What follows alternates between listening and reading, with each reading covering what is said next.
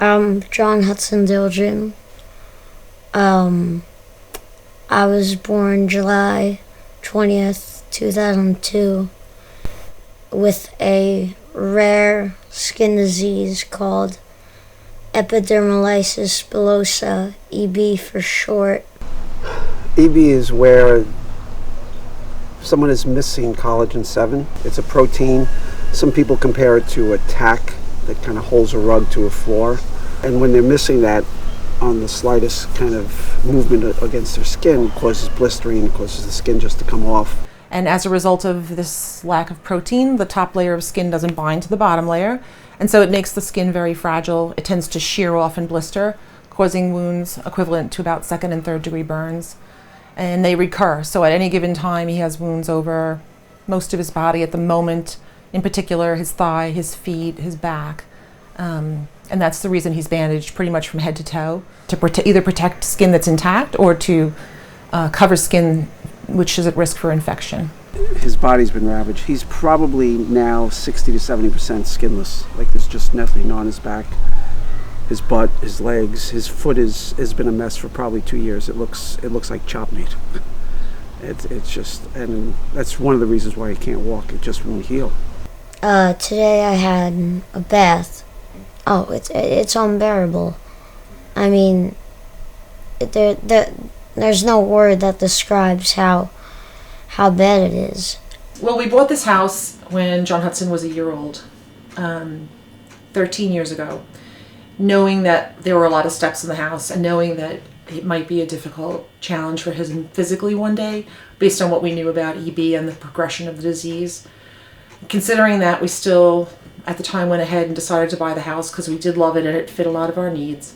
And since then, we've been bathing John Hudson in the bathroom downstairs, which is down 2 short flights of steps.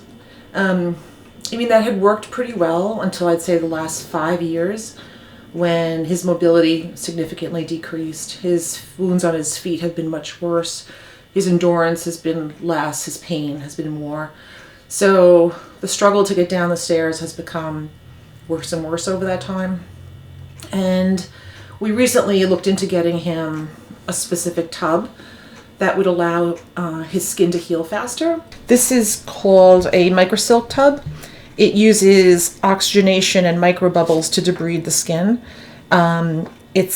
We've seen results from other EB families who are using it across the country, and it's astounding. And here in the bathroom we have my tub and the tub and a set of sink.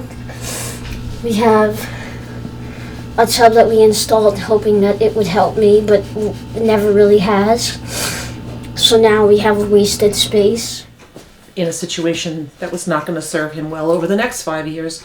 So to that end, a contractor friend of ours was kind enough to consider how we could adapt my first floor to make it both accessible for him, create more storage for his supplies, and hopefully give him more space to be able to get through his daily dressing change. So between that lovely contractor and an architect who also donated his time, we drew up plans and recently had a survey completed to change the existing bathroom on this first floor. It's an investment in his future and his comfort, as well as the difference this tub will make for his skin is significant. And so if we heal some of his wounds faster and decrease the chance of infection, and also in healing them ease his pain, we can both improve his quality of life as well as the potential mortality from those other factors. So that's kind of the scope of the project right now, and where we're looking for help is from anyone who knows other contractors,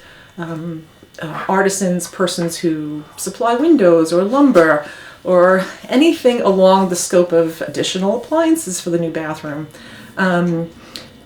It's, as I said, it's an overwhelming project to us to take on, but we're hoping that we can make it a reality for him.